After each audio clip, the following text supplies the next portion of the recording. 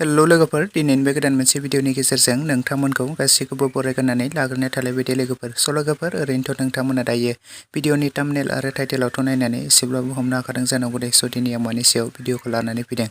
लोगोफोर, नोंथांमोना बे भिडिअनि सायाव आबुङै मिथिनो थाखाय भिडिअखौ फार्स्टनिफ्राय लानानै जोबजासे नायलांबाय थायोब्लानो जाबाय लोगोफोर। दायो आं नोंथांमोननि सेराव लानानै फैदों मोनसे गोदानै सर्ट मुभिनि सायाव आपडेट लानानै। लोगोफोर, नोंथांमोना बे सर्ट मुभिखौ गोबाङानो नायखादों आरो नुखादों जानांगौ। लोगोफोर, बे सर्ट मुभिनि टाइटेल आरो थाम्बनेलनि मुङानो जादों खांखिला गोफार। ओमफ्राय लोगोफोर, बे सर्ट मुभियावनो जों गाहायै फाव खालामनायखौ नुनो मोनखादों प्रिया बसुमतारी, जयन्त बसुमतारी आरो प्रेक्टिकेल बसुमतारी, रैसु आरो लोगोसे गोबांथार फाव खालामगिरिफ्रा बे बर' सावथुनाव फावखौ खालामदों लोगोफोर। आरो बे बर' सावथुननि स्ट'रि स्क्रिप्ट आरो डाइरेक्सनखौ खालामदों जयन्त।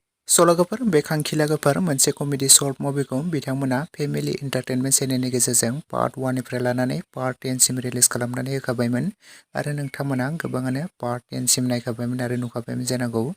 लोगोफोर, आरो बे खांखिला गोफार मोनसे कमेडि सर्ट मुभिनि पार्ट 11खौ नोंथांमोना जोबोरैनो नायनो होननानै एक्साइटेड जाबाय थादोंमोन। गोबाङानो कमेन्ट्सबो खालामदोंमोन माब्ला रिलिज खालामगोन बेनि पार्ट 11खौ।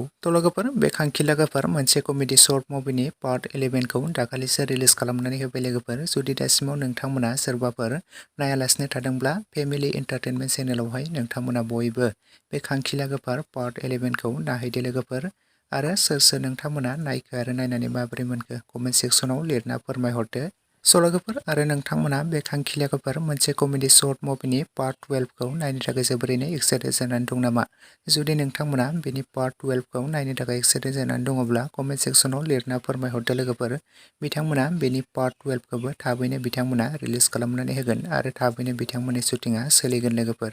लोगोफोर, लोगोसेनो दिनैनि सर्ट आपडेट भिडिअ बेखिनियावनो। भिडिअखौ नायनानै जुदि नोंथांमोना मोजां मोनदोंब्ला लाइक खालामदो, शेयार खालामदो, लोगोसे चेनेलाव गोदानै फैदोंब्ला साबस्क्राइब खालामनानै खाथिनि बेल आइकनखौबो अल प्रेस खालामना लायोब्लानो जाबाय लोगोफोर, जाहाथे नोंथांमोना बेफोरबायदिनो माखासे गोदान आपकामिं फुल मुभि, सर्ट मुभि, मिउजिक भिडिअफोरनि आपडेटखौ बे चेनेलावहाय थाबैनो मिन्थिग्रोनाय बायदि